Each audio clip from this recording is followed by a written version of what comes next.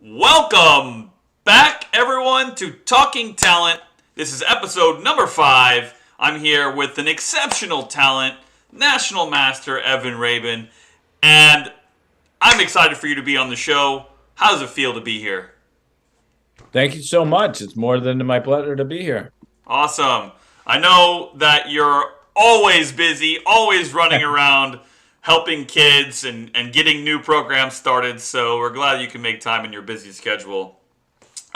So you're a national master, so you have achieved quite a high level of chess play, and you've been playing for how many years now?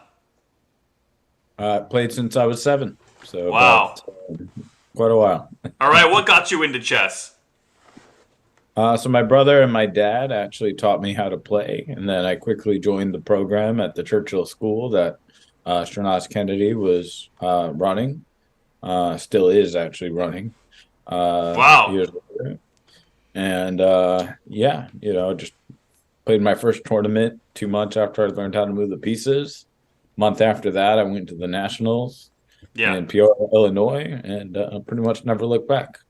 Where do you live right now? In New York. New In the York, upper- yeah. So you're originally from New York, born and raised? Born and raised in New York, went to Brandeis in outside of Boston for college, and then lived in college on and off for 4 years after that, and moved back to New York in 2016. Great, great. And so, who's the coach you just mentioned? Um, Women's International Master Shanaz Kennedy. okay, that's great.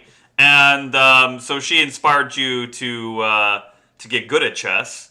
So you played. Yeah, and then I worked with a lot of other great coaches. Most recently, Grandmaster Landon D. Dawson, Great, where his peak was seventh in the world. And nice. yeah, so And so when did you start playing tournament chess? I guess you must have just been playing with your brother and father, and you got good quick because they were older, oh, right? I played my first tournament 3 months after learning how to move the pieces when I was Wow, in second grade. that's awesome. Yeah. Uh, did you win any games? I actually went 3-0 in my Oh, there club. you go. Oh, so you knew you were going to be a champion from a very young age. All right. So you started racking up trophies, is my guess. When did Yeah, you? pretty much, and yeah, just absolutely never looked back, just kept enjoying it. And that's one thing that I tell, people today, I had a couple students actually, or a bunch of students at one of our school programs, Grace Church School this morning. And, a lot of them, kind of say that they're interested in chess and that they're somewhat serious about chess, but at the same time, they haven't really been going to tournaments and Yeah. he and so they're like, oh, I'm not sure if they're ready or this or that. But yeah, then I actually explained to him that you know, uh, I played tournaments, yeah, very often, even back then, and that it's definitely never too early, to just go out and play and see how you do. Right. Right. And that's how you're gonna, naturally improve. When did you come against your first strong competition where you started, where you lost a game that you really didn't expect or something like Um, that? well, I mean, look, all the time, one thing about, yeah, I mean, one thing about, growing up in New York is, I've always had the opportunity to play, very, very strong players. Yeah. Yeah. Growing up, actually, Robert Hess actually got into chess, also through Shanaz Kennedy. Grandmaster Uh, Robert Hess for anybody that's uninitiated. and this is way before he was a grandmaster when he was 6 and I was 8. Oh wow! Oh Yes, wow! so Oh, that's cool. uh, So you saw him coming up together, basically. Like you guys came up. How often did you play him? pretty often. So I think I actually have a positive record against him in tournament chess. Nice. uh, That's awesome. but okay, I mean that's from when we were both, Right. like 400 or Yeah, less. I drew Sevian when he was Uh, 10, so I mean it's great, but yeah. I mean, I will say he's one of two grandmasters that I've like beat, That's but great. before That's they were awesome. grandmasters. But Yeah, yeah. okay, Lenderman I actually beat when he was a strong IM already, so that Nice. carried a little bit more weight. Yeah, for sure, But for sure. yeah, which was like by far the highest rated player I beat, actually. But yeah, like it was great to grow up with these guys. I Hmm. actually wrote an article for Chess Life this last month. Now officially, it was January. Where I mentioned actually that I grew up playing International Master Bonin, Jay Bonin every week. Right. Playing Lenderman, playing Michael Rode. That's Uh, awesome. played pretty much most grandmasters in the New York area, like at least once. So you Uh, clearly weren't afraid of losing. No, no, not at all. And I think that is very important, Yeah, So, yeah. um, Well, that's one of the hardest things for students is that the developing loss tolerance, especially for competitive students. yeah, and then also not playing very passively against strong Right, players, trying to win against them. right. Um, I was playing a student, earlier today who, just said like, why am I even going to play you? Like, I'm going to lose. And I'm like, yeah, but like, it's good practice. You should learn from it, and whatnot. So, Right, right, yeah, right. I think that is like something that's important. Okay, so then when did you first realize that you could actually, achieve higher levels in chess than just, competing for fun and things like that? Was it pretty early on or?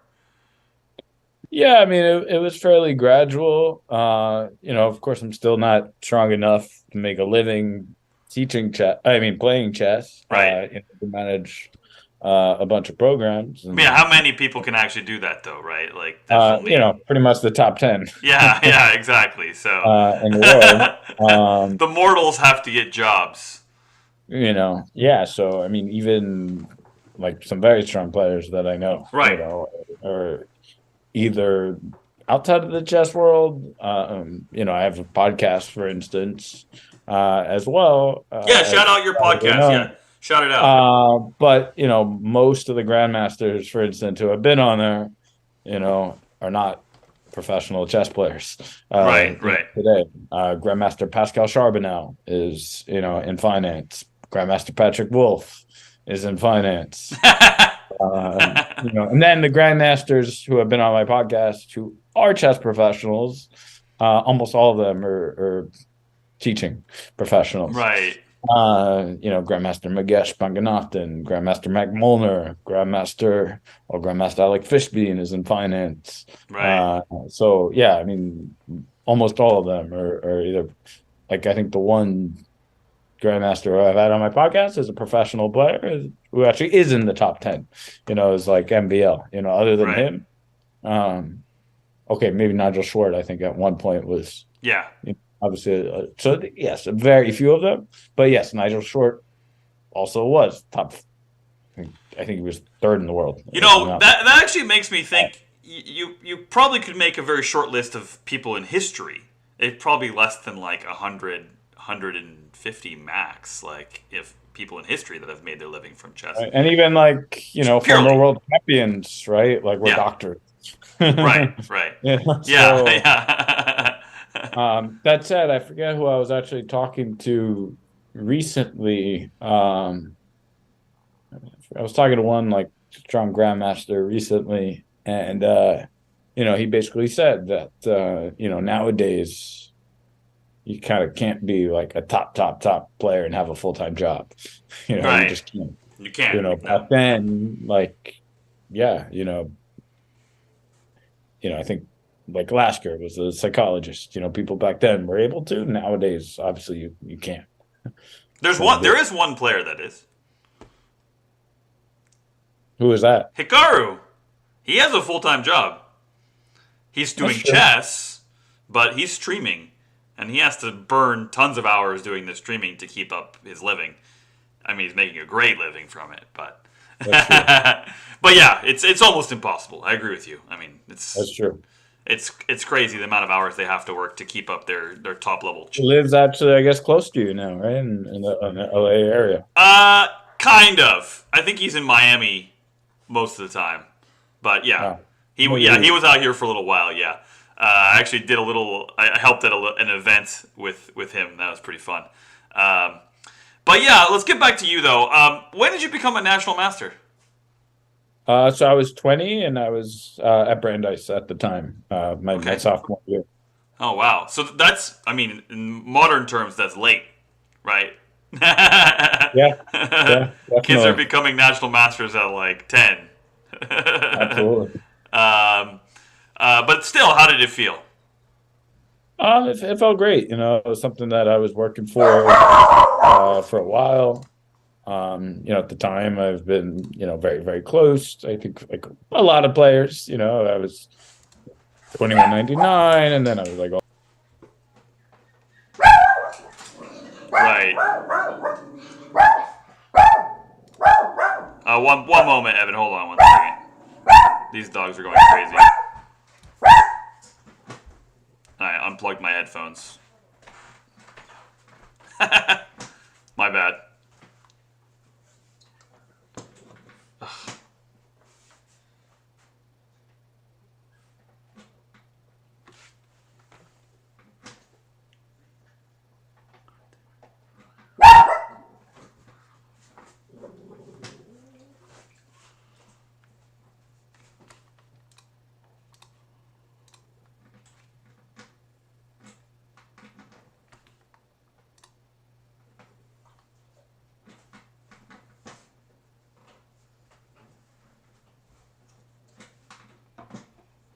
who's a master, and I beat this guy Lonnie Quartler, Okay, another master. that's great. And so when you got the title, did you do anything?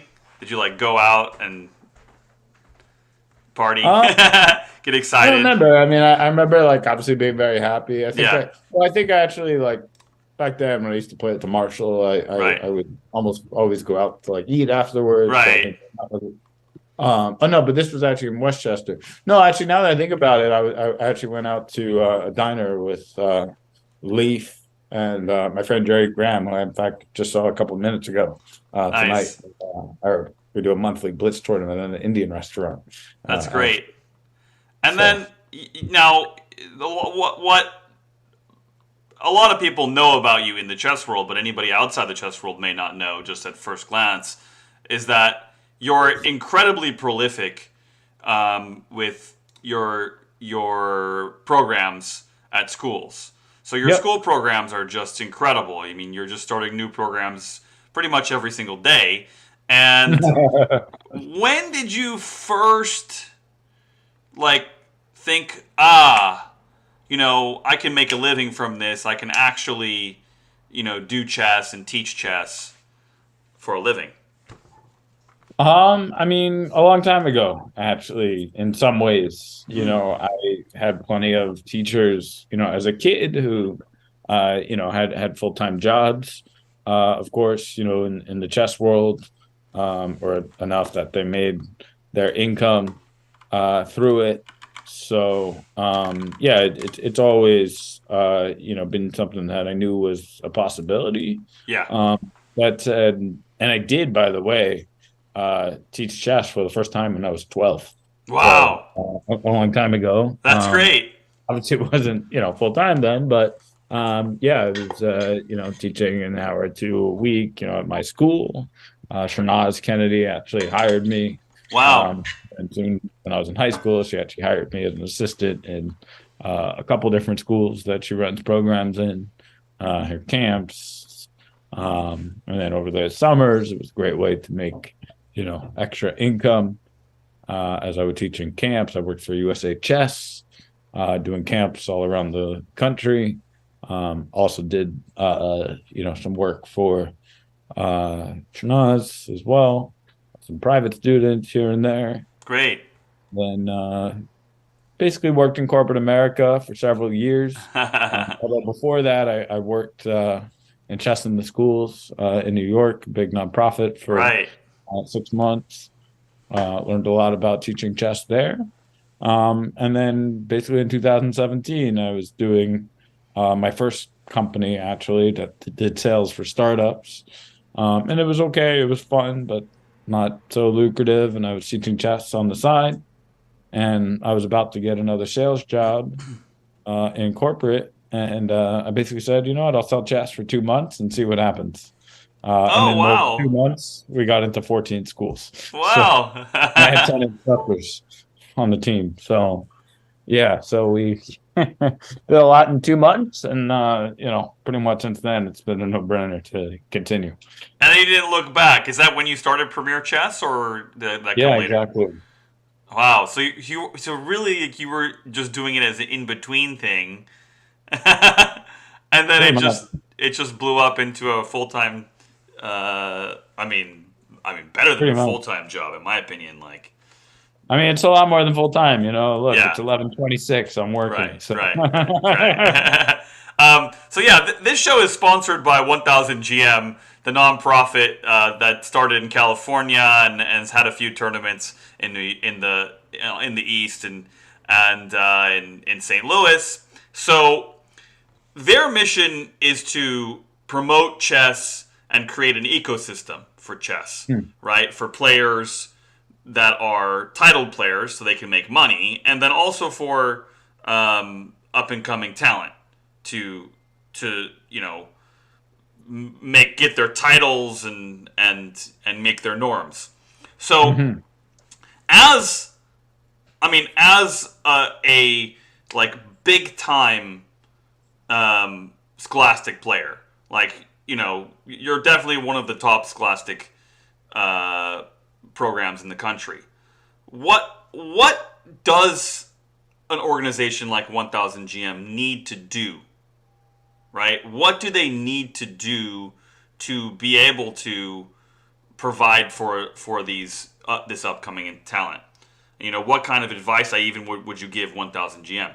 Because you have a lot of experience, right? And nurturing players and bringing them up into you know I'm sure you've had plenty of players that have become master level and above. Yeah, I mean, honestly, not that much Yeah. yet.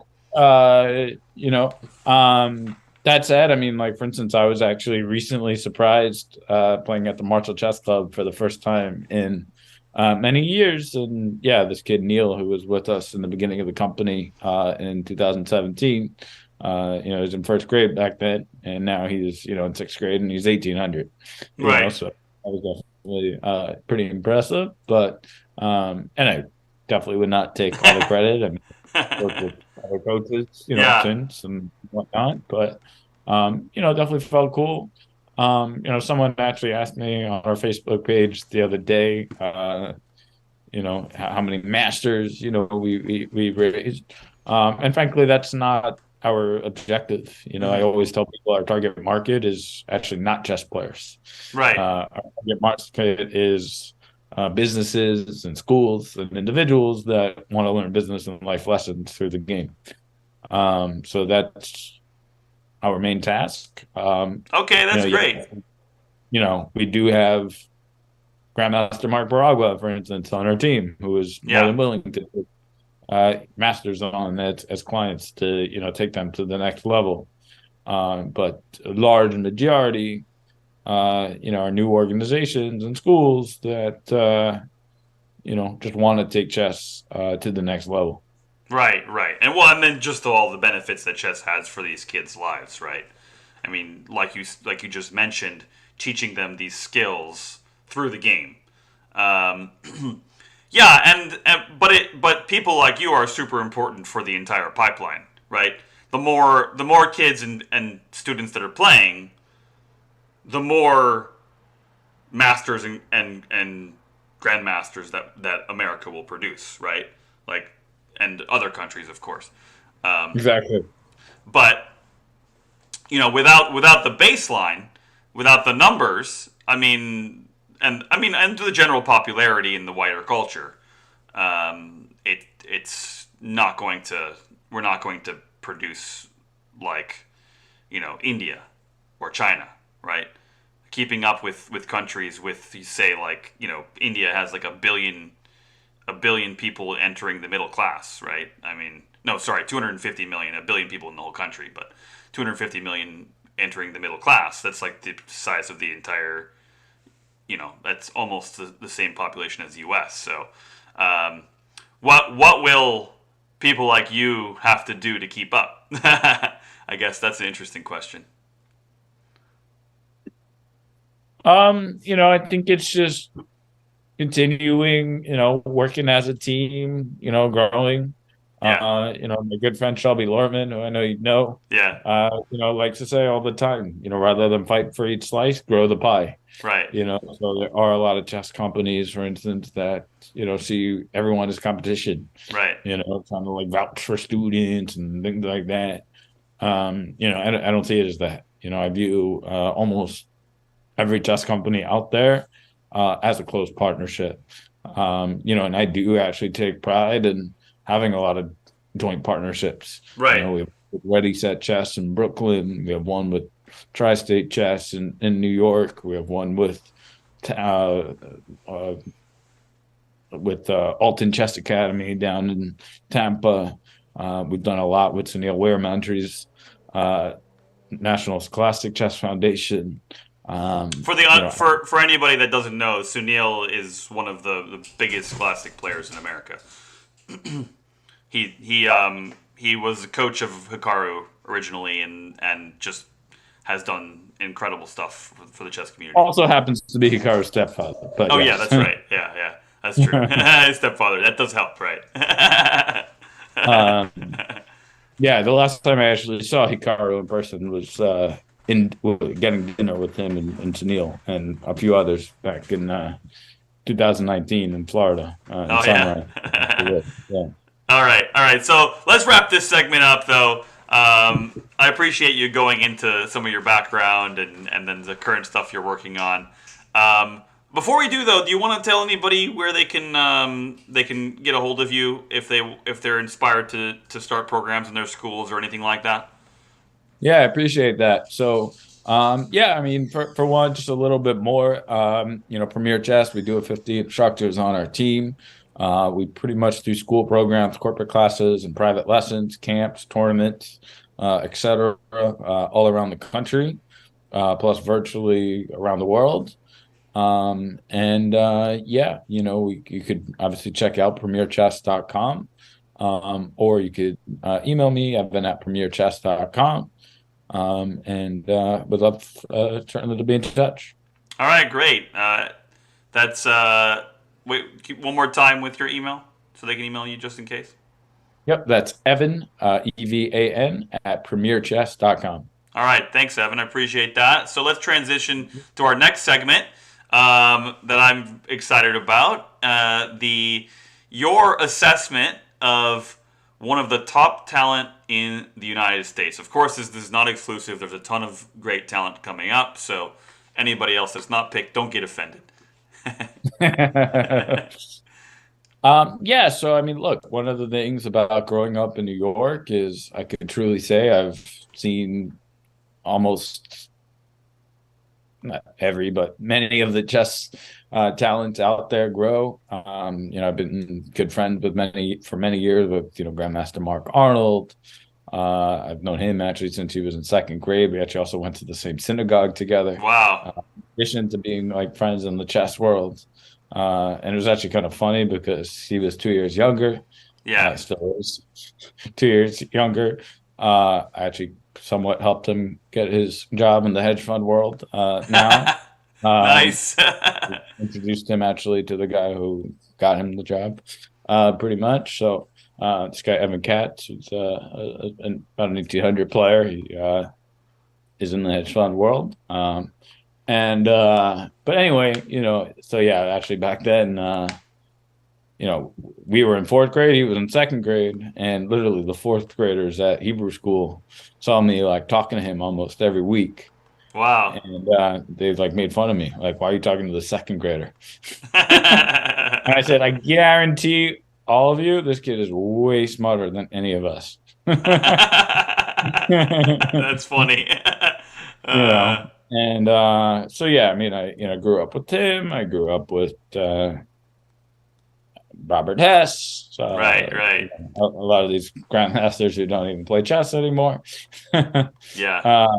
You know, look, you know, like relatively to some of these streamers, you know, no one's heard of Robert Hess, you know, for instance. So, but yeah, I guess the player that I would pick is Grandmaster Sam Shankland, who I went to Brandeis with. Uh, Great choice. So, former U.S. champion Sam Shankland as well. yeah, Am I right?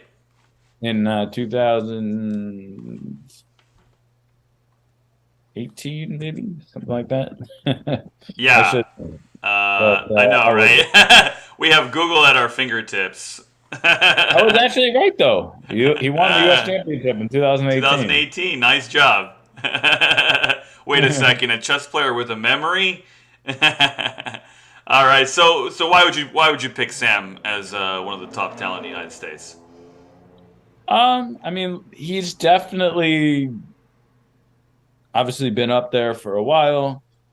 He's also been, I would say, very persistent. At one point, he was actually going to withdraw from chess, as a lot of people know, Oh, and he was pretty public about that too. wait. And Break also, that down because I think there's a lot of people that don't know that. At least the average person player, or someone who wasn't paying attention to the news. yeah. So I mean, this is a while ago, back in maybe 2000, basically before he went to Brandeis. Mm, Uh, so he is 1 year younger than me, but he deferred a year because he was on the Sanford Fellowship back in the 2000 nine. And yeah, I don't remember like all exactly necessarily the details, but basically, look, he wasn't making grandmaster at the time. He was like somewhat losing hope, and I'm looking actually even now. There was yeah, like 2010. hmm. He appeared on like this US Chess Group video, Right. which Greg Shahade used to do, back in the day, and he was just upset with losses. He was publicly saying that he was giving up chess, um, and yeah, it was just a little crazy, at the time. And then also I knew he was going to Brandeis, and I was the president of the chess club at the time, along with my good friend Alechi Cadetti. And I reached out saying, hey, I understand you're coming to Brandeis. Um, I don't know how much chess you're really going to want to play, because I mean, for one, like there was one other master at the time, this guy Max Enkin, um, and then me, and then like 1500s and below. So I knew it wasn't going to be like obviously a good use of his time, particularly to come to chess club, other than maybe get a little bit of like leadership experience. Yeah. But said, look, I know you're coming to Brandeis. I look forward to meeting you. Would love if you could come by chess once in a while. But then he actually came a lot more often than I thought. And we became pretty good friends, him and my friend Lecce, and my friend Adam Grosek is actually a world bridge champion who Wow. went to Brandeis. Yeah, so we actually hung out pretty often during Brandeis. Okay, so then why would you say is one of the top talent in the United States right now though? Um,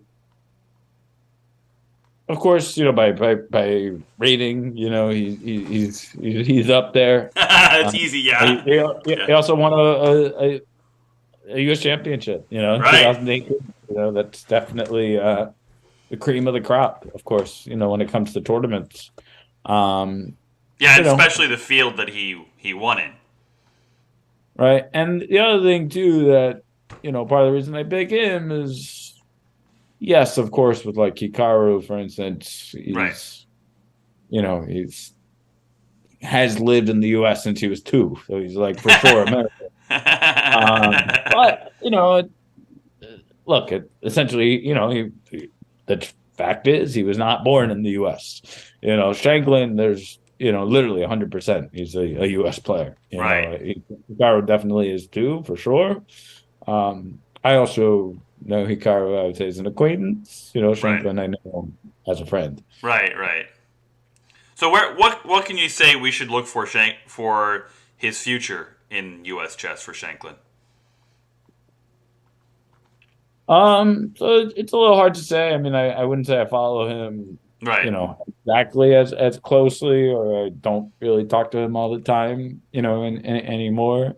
Okay, then Um, let's do this then. Let's do this then. I usually do percentage chance to do the next thing, but since he's already won the U.S. championship, so I want you to give me a percentage chance that you think he could win again. What do you think his chances are to win the U.S. championship again?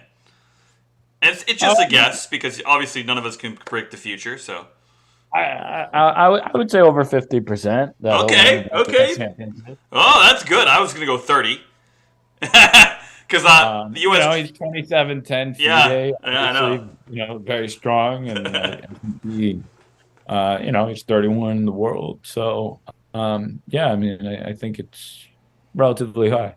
Okay. So let's go to the next. Well, it's not really the next level, but a similar level. What do you think his chances of hitting 2750 are?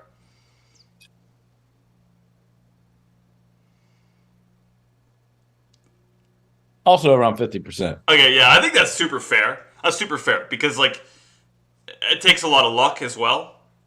I mean, in who he plays and the openings and etc. Not as much at Super GM level, but still, there's still some element of luck. So plus or minus 40 points in either direction is not out of the question, right? Why would you say 50%? Well, for one, it's not that far away relatively. Right, right, It's right. 40 points. Wait. Let's stop for a second. Can you explain for a mortal the difference between 40 points at, say, like 2710 compared to like 1500, right? Like, Of course, it's massive. Even the other day, this one student was like, "Oh, I'm not really sure, how I could do, because he's a young kid. He's like 300, and he's like, oh, I'm playing all these like 500, 600s." I was like, "Well, difference, 250 and 600 is nothing." right, right, Uh, right, right? right. But yeah, I would say, for instance, the difference of 2710 and 2750 is probably even bigger than that Yeah, difference. yeah, yeah, Which is weird, but true, So, um, yeah. So, look, I would say it's definitely substantial. But that said, it's not everything. yeah, Of course, you do see 2500s beating 2700s, every now and then. right, So, right. and I actually, the last time I saw Shanklin in person, uh, one of the times he was in New York a couple of years ago, I think 2019. I remember we were, out to dinner, and I actually said, like, I asked him, I said, so take someone like Grandmaster Mark Paragua, who works for me. I think I actually used Mark as the example because he works for me. And I said, like, look, like, honestly, to me, Mark is obviously a very strong player. He's a strong grandmaster. Yeah, But it's a little bit of a paradox for me to say this, but relatively compared to Shanklin, Paragua is weak. yeah. What's Paragua's rating? I mean, 2,500. Yeah, okay. you So know, so I think uh, the statistical chances of 200 points at that level is like of winning is like 5% or something. I saw a paper a while back. And it's not exact, but just for example, it's pretty large like that. right. So, like, fair enough, right? So, I actually asked him, I was like, so Shanklin, what's the biggest difference between, like, someone at your level, and someone of like Paragua's level? Hmm. He just said, I'm straight up better at every part of the game. Wow. I was like, Shanklin's very well, direct, so that makes and he really sense. went. Yeah. He was like, my opening preparation, my middle games, my calculation, my end game knowledge. Like Right. you just went one by one. I was like, wow. Meanwhile, like honestly, if I play another 2200 rated player, I'm not really confident. Right. Right. But All that you know, teaching has something to do with it, but that's a different story. It's hard to keep up your energy when you're teaching all the time to play an actual game of chess in a legit rated game. exactly. That's really interesting though that he said that. He said that he's just that much better at every part of his game. I mean, and it's true. Like objectively, he's not boasting there. Uh, okay, so I got another fun question. What do you think his chances of winning a gold medal at the Olympiad again are? I mean, he's already done all these things, which is pretty crazy to say for someone. But yeah, Um, as a team or individual? individual. He won gold on board four when the team won. Right, right. Yeah, I mean, I guess it all depends what board he plays or whatever. But Yeah, yeah, I mean, I think I don't know, 30%. Maybe a yeah, little less. yeah. There's, Because there's more Olympiad's hard, variables right? in that. Yeah, Olympiad's a grind. So that's interesting. Yeah, 30%. I didn't get my number in my head, so I don't know what I was thinking. I try to get my number in my head before you answer, but 30%. Yeah, I mean I think it's fair. That's very fair. Yeah, I mean without knowing in depth what he's going for, do you think he'll ever qualify for the candidates? I think for sure, pretty much. I mean, I know he's definitely pretty much 100% chest improvement now. Yeah, maybe 100%. He's doing like chestable courses and stuff, but Right. probably 80% is chest improvement, and uh, he's not that far from it. So I think he'll definitely get there. And one more thing before we move on to the world, how important do you think it is to have the ecosystem of bringing all these top grandmasters to the U.S.? For one, having a few homegrown top level players, and then bringing players like Wesley, like Dominguez. I mean, there's probably a larger list that I can name, and more Aronian. They're all just.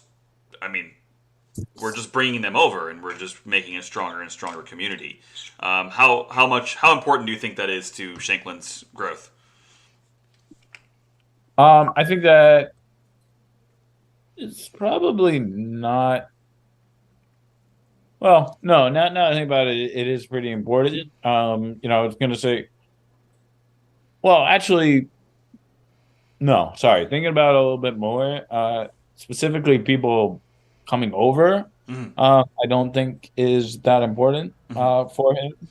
I know he's, for instance, worked a lot with Jacob Agard, Yeah. top grandmaster, but he didn't come over. Right. I think people like Aroni and Dominguez, those kind of people who came over, are probably not that important. But the reason I was actually a little confused at first is actually some of the other U.S. homegrown Yeah. grandmasters Yeah. who actually lived with him at times, in the Bay Area, Right. worked a lot together, like Jesse Cry and Right. Josh Friedel, those people, like, yeah, they definitely, learned quite a bit together, and studied together, as learning partners. Yeah, it's really interesting to hear. You have all this inside information about their circle. I mean, is this something that the East has over the West? Well, that was all in California, for Oh, you one. got you got. I mean, I know that was in California, but you have all the information still. I mean, look, me personally, yes, I know everyone in the chess world, All right, all pretty right. much. You know, Well, also, look, it's partially because of my podcast, the networking with Yeah, people. right, right, Um, right, most of the top players have at least some exposure to. Um, also, growing up, at the Marshall Chess Club, for yeah, instance, yeah, I've been able to pretty much play like most grandmasters. right, right. Some of them many times. Grandmaster Michael Rode, I played about 10 tournament games against. Wow, Strapunski, I played about like 4 times. wow, Paragua, I played, I think, 6 times. right, Um, Gudrin, I played a few times. Ivanov, I played a few times. right, Um, you know, pretty much most grandmasters, I played a fair amount. So Mark Arnold a bunch, so right. It's just incredible. I mean, the West is catching up, but the East, has had this tight knit community for a long time, and I just find it fascinating. Being from Phoenix, a smaller town in the West. we of But course have a pretty big chess scene yeah, I too. know it's really building there. Yeah, it's incredible. All right, let's move on to the world scene though, because you chose an interesting player for top worldwide talent. Yep. All right, let's reveal that. Who did you choose? Yeah, and he of course could have been in the U.S. section too, but Yeah. yeah, I would say that is Grandmaster Fabiano Caruana. All right. Okay, I'm pulling up some pictures here. So give me a breakdown. Obviously, there's the obvious, the fact that he drew Carlsen in the classical section of the World Championship and only lost in the rapid. Yep. Uh, but besides the obvious, why did you choose him? Well, he's the top player that I've known by far the longest since he was Mm. 8. Wow, So, awesome. yeah, growing up at the Marshall, and yeah, just I remember the day he basically said, "Sorry, I'm not sorry, but he said, bye everyone, I'm leaving to Europe." Oh, you remember the Oh. day? Oh, that's fascinating. That's great. Pretty Um, much, he showed up at the club one day and he was like, "All right, yeah," and he was, already a strong master, and basically yeah. just told everyone, "Yeah, we're leaving to Europe." And I Wow. was like, okay, he's gonna be strong, and then, like, sure enough, like, 2 years later, he was almost an elite player. Yeah, for sure. And then the U.S. begged for him back. Well, they put down a lot of money to bring him back, but that's okay. So we tell me more about that. That's pretty interesting. So he just showed up at the club, and you guys are playing, and he's like, "Yep, I'm going." Or what was his attitude? Pretty much. I mean, oh, actually, before that, it's kind of funny. The first time I met him, actually, I mean, I heard about him already a little bit. I knew he was, prodigy Right. at the time, but I didn't know exactly even what he looked like. So my coach, actually, Alan Cantor, when I was 10, gave me a chess lesson one day at the chess forum in the village, and it was a Friday where the Marshall has their Friday night rapids, which eventually I started playing almost every week. And that's where I got exposure actually to a lot of top players. But at the time, Alan basically said, actually, "Oh, you could play this." I was 1,000 at the time, and I was 10. Oh wow. Yeah, and he basically said, like, "Look, as long as you're okay about honestly losing probably almost every game, if not every game, you should go to the Marshall tonight. There's the Friday Night Rapids. Like, it'll be fun." So I asked my parents, and so, they said fine. So I went, and sure enough, I lost 6 games in a row, 7 games in a row. It's Oh round man. robin, so you play everybody once. Right. And then I saw this kid, and I said, "Oh well, finally I can beat this kid." Finally, there's a kid. This kid, I can win. There's one other kid in the tournament, so I play him. He blunders a queen, and then I ended up blundering a queen back and losing the game. Oh no. Yeah, You but had a then I shot. asked him his rating, and he said 1800. Actually, I remember precisely. I happen to remember precisely. He said 1833. And then I asked him what his name was. He said Fabiano. Wow. That is And so funny. Wow, that's really great. then Uh, since then, I never had a chance to beat him. But I did draw him actually once when he was a 2300 master, oh, and wow, I was at awesome. 1800. So that was kind of cool. Um, and then pretty much, yeah, the next time I saw him like in person after that, because he went to Europe, he was actually already a grandmaster, and he came back to the U.S. to play this tournament in D.C., the Eastern Open. That was 2006, I think. I was in high school, or no, I think it was actually like 2008. I was in college. Um, yeah, I think it was like December 2008, if I remember correctly. I had a long conversation actually with Fabiano's father, Lou, and him there. And I remember Lou like kind of basically saying Fabiano was complaining that it was 2 games a day. Uh, at the time, I didn't even know that like Europe was like mostly like 1 game a day, and Yeah, yeah. that was actually one of the last few tournaments Fabiano like played in the U.S. Until he like started playing in St. Louis eventually and stuff. Right. Right. Real quick for the audience, if you don't know that a lot of European tournaments are only 1 round a day, and almost every European player complains about that when they come play here, that we have 2 rounds a day at all, because it's luxury to play one round a day. It's definitely luxury.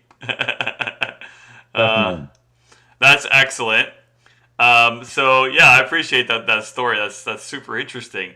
To have such a personal connection to, I mean, to really someone who currently is a legend in the U.S. in U.S. chess, and will be, forever. He still has many chances to reach the top. I mean, he's already hit 2,800. I don't think it's fair to ask whether he'll actually ever do that again, because it seems like pretty much all the top 10 have dropped under 2,800 except for Magnus. But what are his chances of qualifying to the next candidate cycle? The next candidate cycle, Yeah. I would say about like 80%. Yeah, okay. Yeah, I was gonna go 90. I was gonna go big on that one. I almost said 100. I almost said 100% in my head, but okay. And then if he does, what are his chances of winning? Uh, I would say pretty high. I'd say 50%. Yeah, yeah. If he's there, he has a huge shot. I mean, having won it before gives him a little bit of a boost. The experience. I mean, he's already played. Do you know how many he's played? At I least don't. I two, would guess like, three. Yeah. yeah, Don't worry. Don't look it up. It's not that important. But yeah, he has lots of experience in the candidates tournaments. And then, I mean, what do you think his chances are? Assuming Magnus doesn't ever come back to the World Championship, what do you think his chances are of winning the World Championship? Um, I would say also like fairly high. Yeah. He in recent years, I think, yeah, has definitely done the best against Magnus in a world championship. Um, so yeah, I would say the fact that he would win the world championship, is maybe like 20%, 25%. Yeah, I was gonna go 25. Yeah, that makes sense. Do you think his style is specifically attuned for that match format? I think so. He's very solid. He's good in calculations and opening preparation. Where he could be,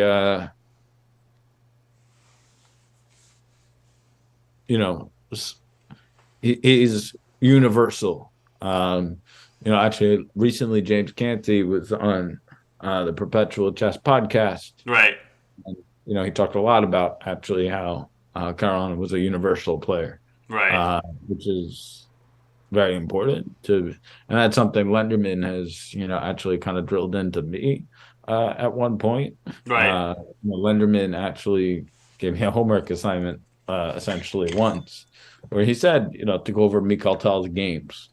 Uh, and one thing that shocked me was how positional most of his games were. Yeah. Yeah. And That's true. Yeah. everyone obviously, right? There's a book, Magic of Mikhail Tal. Everyone knows him as this wild tactical player, and obviously, yes, he has his fair amount of tactical ideas. But at the end of the day, he would play with the position justified.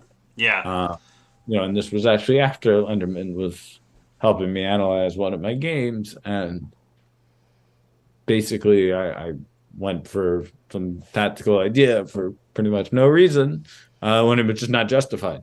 Right. Right. And he said, someone like, Mikhail Tal, right? He's known for being this wild tactical player, but at the end of the day, like, no, he knows like good positional chess. Someone like Shabalov, for instance, who's been on my podcast, is a strong grandmaster, actually learned with Mikhail Tal in Latvia. Right.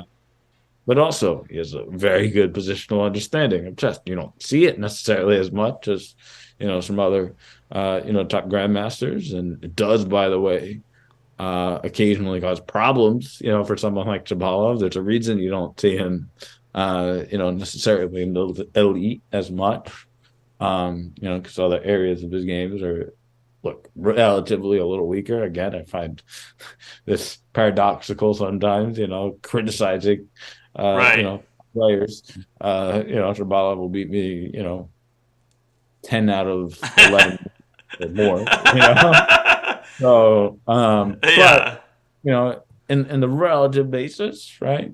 Yes, but again, you need to play what the position justifies. That's right. So, And Fabiano is so good at that. I mean, it's just incredible uh, to see him rarely making a mistake. I know it's getting late there, Evan. So let's wrap no up. worries, it's all good. We could go. No, I'm getting tired myself. I know you're ready. I know you're ready. But I think what we should do is go for a part two sometime in the future. I'm and down. and wrap up today. Thank you for joining me on the show. I appreciate that significantly, and for sharing these stories. I mean, think about it. Like, people need to hear about these connections, and I mean, it's amazing to hear something about Fabi when he was that age. I saw him sit on phone books at the high school nationals. The only year I went and got destroyed, he was sitting on phone books and winning the event. He couldn't even see the board without sitting on a phone book. It's just amazing to hear about the players that we, that are in the chess community and that are even super strong players like him. But thanks again. I've been speaking with National Master Evan Rabin. Thank you again for joining me on the show. I appreciate that. You have any last words? Um, Yeah, I would just say quickly, for one, thank you so much for your time. It's been a pleasure, and I've also heard a lot of great stuff that you're doing as well with a movie premiere, and Yeah, thank you. nonprofit, and your own teaching, and quite a lot. So, yeah, no, I love the chess community in general, and working together, and just a lot of great connections. Yeah, So yeah, no, I appreciate your time, and look forward to being in touch, and seeing where the road takes us. great. Thank you, Evan. This has been Coach Q, and thanks to 1000 GM for sponsoring this Thank show. you. It's been a blast.